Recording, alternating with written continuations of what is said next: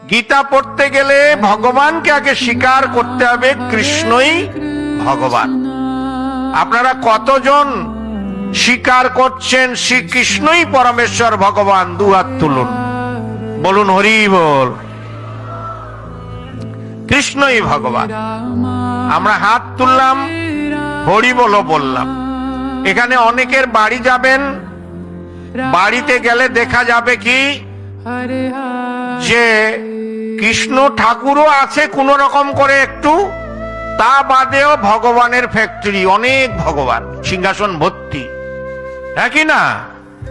তাহলে কৃষ্ণই যে ভগবান, কেন আপনি কৃষ্ণ পূজা করলেই তো সবকিছু। অর্জুনকে বলছেন, এই গীতার শেষে অর্জুনকে সিদ্ধান্ত দিবেন যে তুমি কেবল সর্বধর্মাং পরিত্যাজ্যম মাম একম শরণং ব্রজ অহং তাং সর্ব পাপেভ্যো মোক্ষয়িষ্যামি। গীতার শেষ কথা, শেষ উপদেশ।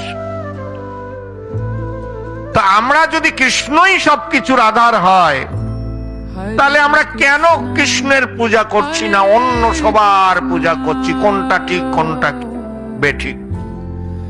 এই হচ্ছে আমাদের ভুল, এই জন্য আমরা সফল হতে পারি না।